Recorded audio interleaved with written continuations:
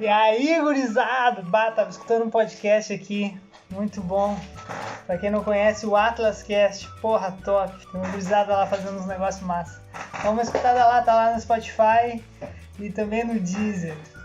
E aí, gente, tudo bom? Aqui quem fala é Miguel, estudante de Educação Física bacharelado da Universidade Federal de Pelotas, treinador da Atlas, um amante por modalidades de endurance, mas eu não discrimino nenhuma outra modalidade de treinamento. Eu amo todas. Mas, em particular, hoje eu vim dar continuidade àquilo que a gente vinha falando anteriormente, que diz respeito a aspectos que interferem em modalidades de corrida ou treinamento de corrida de rua. Aspectos que vão interferir no treinamento de corrida de rua. No último episódio, a gente falou especificamente sobre metabolismo.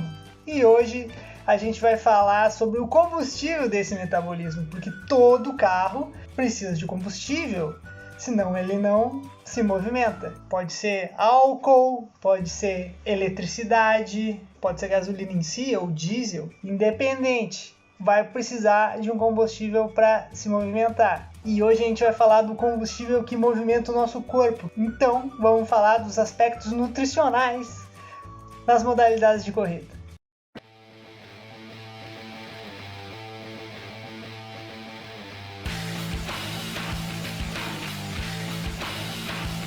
Muito bem, gente. Antes de mais nada, eu queria dar um recado claro para vocês.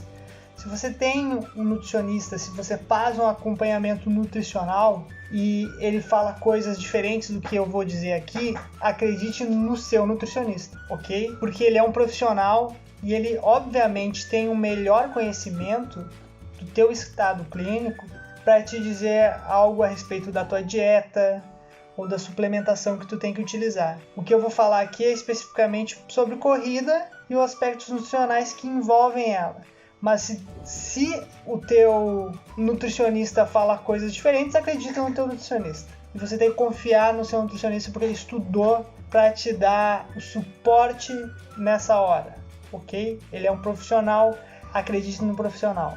Certo? Muito bem, antes de mais nada, deixar claro aqui algumas coisinhas. Por exemplo, a nutrição é o fornecimento de alimentos necessários para a manutenção da saúde. É isso que é nutrição. Carboidratos e as gorduras são os macronutrientes que fornecem a maior parte da energia para o nosso organismo. Proteínas, vitaminas, sais minerais são necessárias e essenciais para a produção de enzimas e a construção muscular. Uma dieta equilibrada, ela vai fornecer todos esses nutrientes, todos os nutrientes que são necessários e indispensáveis à preservação, à restauração e ao crescimento de tecidos, como o músculo. E tem papel indispensável, importantíssimo na performance atlética. A gente sabe que a corrida exige muito, ainda mais nessas distâncias que a gente está abordando, 5, 10, meia maratona e maratona. Além do treino, a alimentação é vital para que o atleta consiga concluir a prova, ainda mais nessas distâncias. Dito isso, a gente tem que entender que o corpo tem que estar sempre muito bem abastecido de carboidratos, vocês já vão entender por quê, e muito bem hidratado também. Dependendo da intensidade, da duração que a corrida vai levar, o corpo acaba utilizando, além de carboidratos, gorduras e proteínas como fonte de energia, como a gente pôde observar no vídeo anterior, em metabolismo. Então agora vamos definir alguns componentes importantes para a gente dar continuidade para esse vídeo, tá? Primeiro, caloria é a energia de funcionamento do organismo, a qual provém da combustão orgânica sofrida pelos alimentos. Quando há um excesso dessa energia, ela é estocada na forma de gordura. Proteínas. Proteínas são nutrientes importantíssimos para o organismo. Tu encontra em hormônios, nas unhas, nos músculos, na maioria dos órgãos. A principal função das proteínas é a formação, o desenvolvimento e o crescimento de tecidos. Cada grama de proteína fornece 4 quilocalorias. A quantidade ideal de proteína para um adulto é de 10 a 15% do valor calórico total, ou seja, 0,8 gramas por quilo. E a gente vê muita gente aí agora em off metendo 3 gramas por quilo, ou bem mais. Ainda mais no Rio Grande do Sul, que a nossa dieta é baseada em carne, então E aí vai lá ainda e compra um suplemento, né? Sem a indicação do nutricionista. Vou suplementar com whey protein, claro, faz todo sentido. Faz todo sentido. Porque daí você escuta a blogueira fitness, né? Não, proteína eu posso comer à vontade, porque proteína, o corpo não estoca proteína.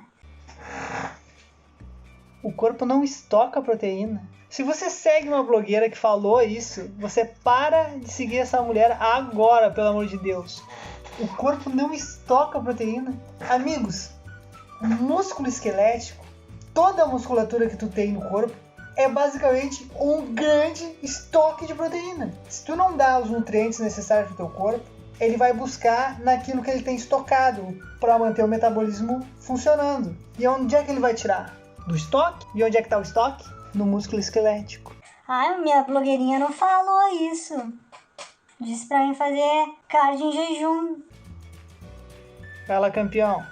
O excesso da proteína também é armazenado no corpo na forma de gordura. Quando tu excede a necessidade e consegue reconstituir a musculatura e dar todo o aporte necessário aos outros tecidos do corpo, tu vai estocar o excesso de proteína com gordura também. Além de que, mais um fator, o excesso de proteína, o excesso do consumo proteico pode te trazer uma sobrecarga aos rins e ao fígado. É verdade. Agora em off aqui falando, me lembro de uma aula muito legal que a gente estava falando exatamente sobre o jejum, períodos grandes em jejum. O professor, nessa aula, ele comentou que quando tu faz períodos grandes em jejum, não tem um aporte nutricional e já esgotou tuas fontes de carboidrato, que são basicamente glicogênio, aquilo que tu haveria te alimentado, tu começa a utilizar predominantemente outros macronutrientes, que daí seriam o tecido adiposo, a gordura e proteína no músculo esquelético. Só que o excesso dessa degradação de proteínas libera um íon amônia no corpo. E isso é altamente tóxico e vai exatamente de encontro ao consumo em excesso também da proteína. Então, proteína em excesso é ruim. Jejum em excesso é ruim. Eu não deveria estar falando isso porque é simples. Excessos, não façam excessos na vida, não cometam excessos. É ruim. As principais fontes de proteína completa estão nas carnes, seja vermelha, carne de frango, ovos, peixe, marisco, leite e seus derivados. Também vai encontrar proteínas, só que incompletas em cereais, legumes, tubérculos. Incompleta, como assim? Ela tem um valor biológico um pouco menor, pois não tem todos os nutrientes necessários para o organismo naquela fonte proteica. Muito bem, agora vamos falar do carboidrato. Carboidrato, combustível vital para qualquer atleta, e você vai entender agora. Depois da água, carboidratos são os compostos mais abundantes nos alimentos. A sua importância na dieta vem do fato do fornecimento energético, né? Cada grama de carboidrato provém 4 quilocalorias. Eles constituem o principal combustível utilizado para a construção muscular e para a melhora do desempenho atlético. E um dos fatores mais importantes para o desempenho atlético é que a energia proveniente do carboidrato ela pode ser liberada no músculo 3 vezes mais rápido do que é proveniente de gorduras, por exemplo. Isso é muito rápido. Se alimentem direito, por favor.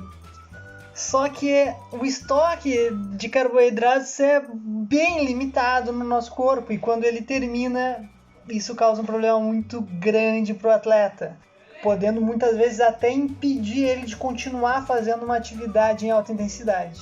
Isso é muito complicado.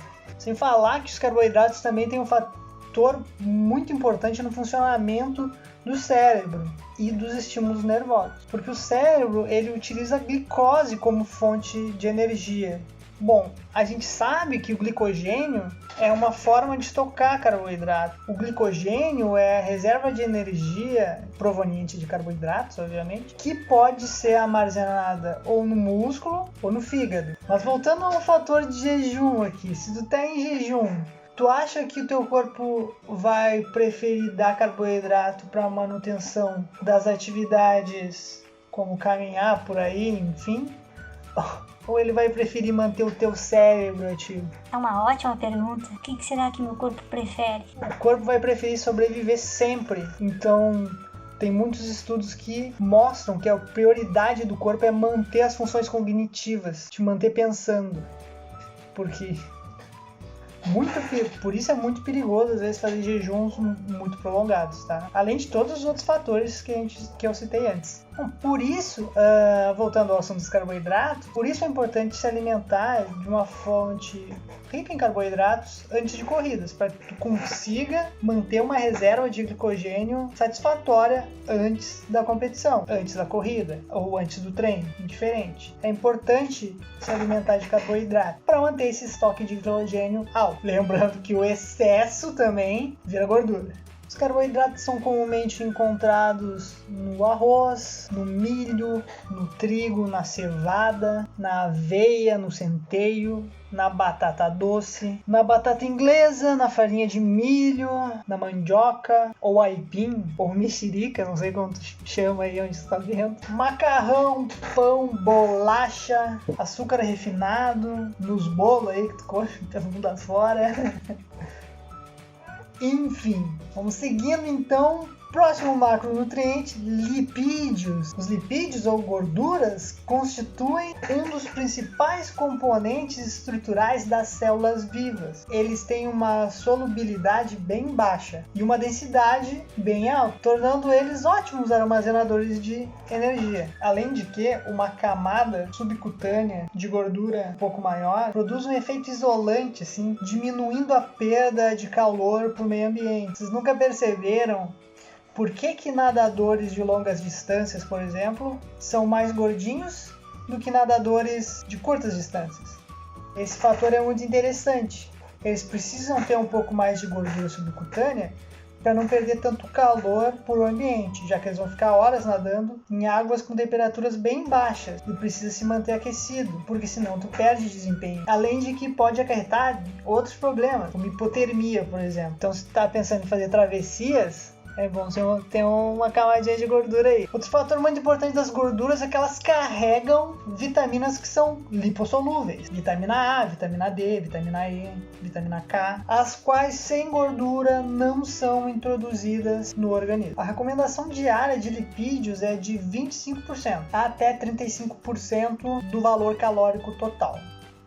Agora, falando de vitaminas, já que a gente introduziu antes, as vitaminas são nutrientes à base de carbono que, em pequenas quantidades, são essenciais para diversas reações químicas no organismo. Basicamente, existem dois tipos de vitaminas: as que são lipossolúveis, as que precisam de gorduras para ser absorvidas, e as hidrossolúveis, que são facilmente absorvidas pela quantidade de líquido que tem no nosso intestino. Muito bem! Agora voltando aqui, vamos falar de um assunto um pouco polêmico. Mamilos!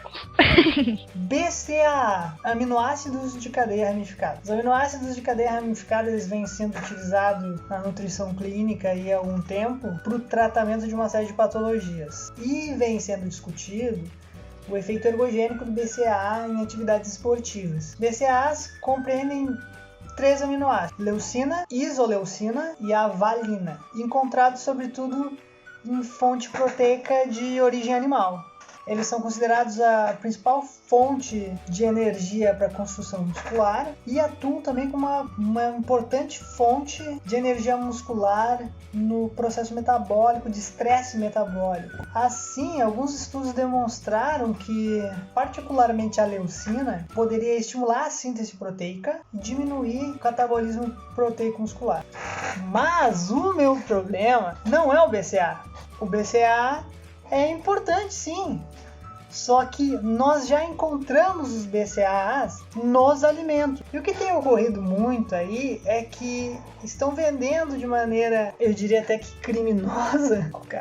Agora eu vim com uma opinião forte. Esses BCAAs em cápsula, para tu suplementar, como se tu tivesse a necessidade de suplementar aminoácidos de cadeia ramificada. Veja bem, eu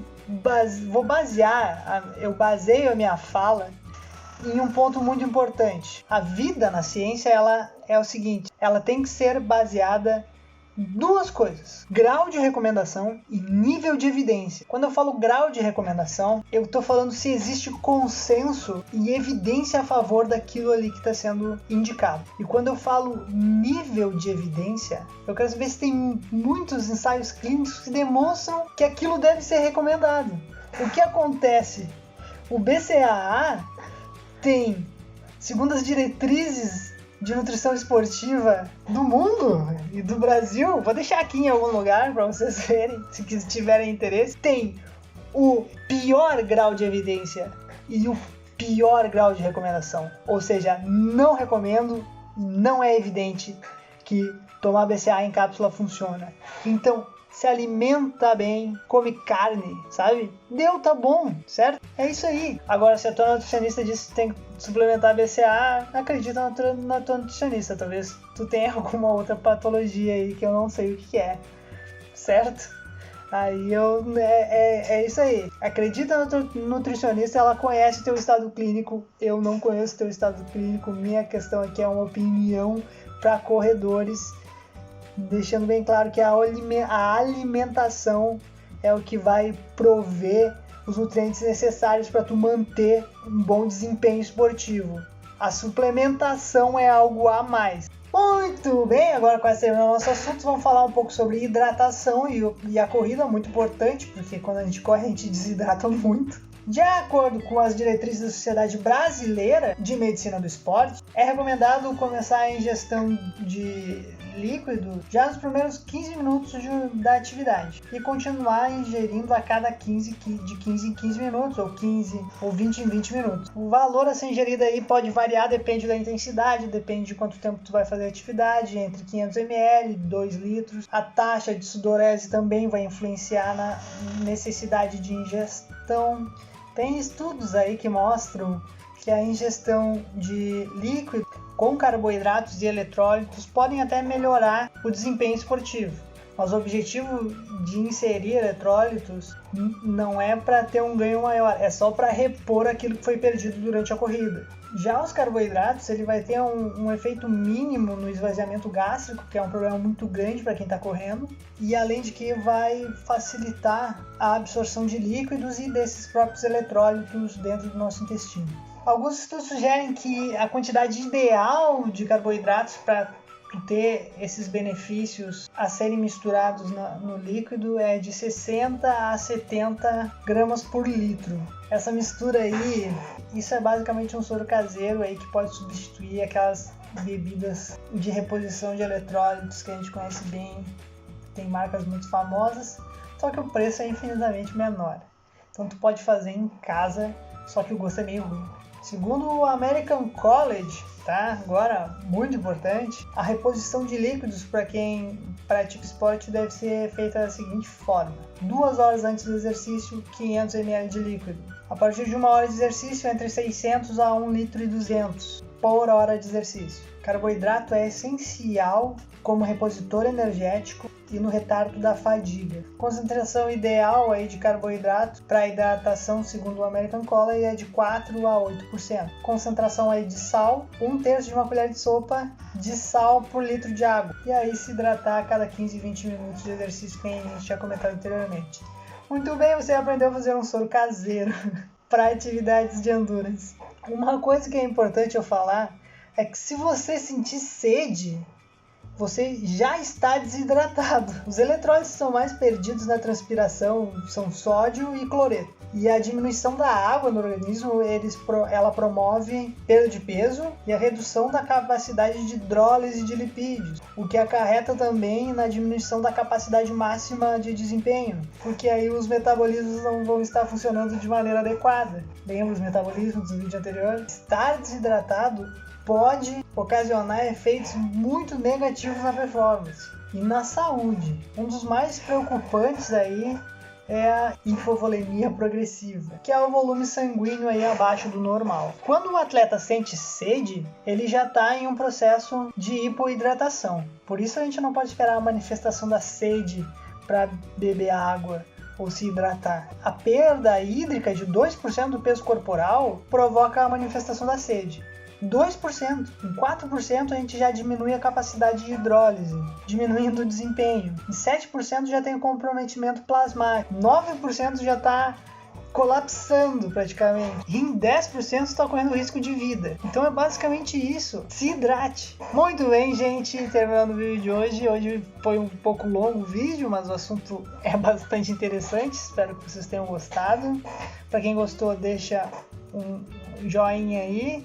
Se inscreve no canal. No próximo vídeo vamos conversar sobre as adaptações fisiológicas relativas ao treinamento de corrida de rua. Ou seja, adaptações hormonais, musculoesqueléticas, cardiovasculares e neuromusculares. Então era isso. Muito obrigado. Um beijo e até a próxima.